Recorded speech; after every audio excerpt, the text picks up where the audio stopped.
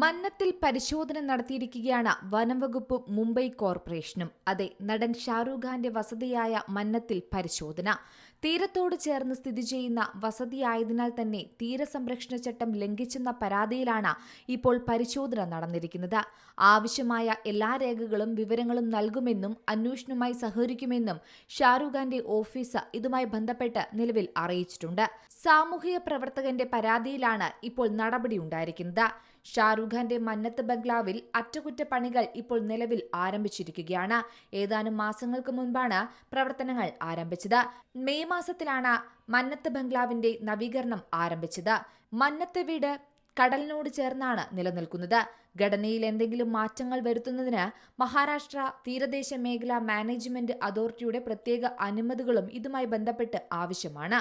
നവീകരണത്തിനായി എല്ലാ അനുമതികളും എടുത്തിട്ടുണ്ടോ എന്ന് ഉദ്യോഗസ്ഥർ പരിശോധിച്ച് വരികയാണ്. പരിശോധനയുടെ കണ്ടെത്തലുകളുടെ അടിസ്ഥാനത്തിൽ ഇതുമായി ബന്ധപ്പെട്ട റിപ്പോർട്ടുകൾ തയ്യാറാക്കുന്നതായിരിക്കും ഉദ്യോഗസ്ഥർ. എല്ലാ ജോലികളും മാർഗനിർദ്ദേശങ്ങൾക്കനുസൃതമായാണ് നടക്കുന്നതെന്ന് ഷാരൂഖ് ഖാന്റെ മാനേജർ ഇതുമായി ബന്ധപ്പെട്ട് അറിയിച്ചിട്ടുണ്ട്. ഗ്രേഡ് 2B പൈതൃക പട്ടികയിൽ ഇടം നേടിയിരിക്കുന്ന പ്രോപ്പർട്ടിയാണ് മന്നത്ത്.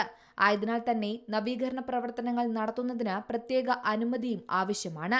2024 നവംബറിനാണ് ഇതിനുള്ള അപേക്ഷ ഷാരൂഖ് ഖാന്റെ ഭാര്യ ഗൗരി ഖാൻ സമർപ്പിച്ചത്.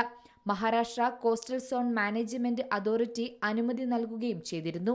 25 കോടി രൂപയാണ് നവീകരണ പ്രവർത്തനങ്ങൾക്കായി ഷാരൂഖ് ഖാൻ ചെലവഴിക്കുന്നതെന്നാണ് റിപ്പോർട്ടുകളിൽ പറയുന്നത്.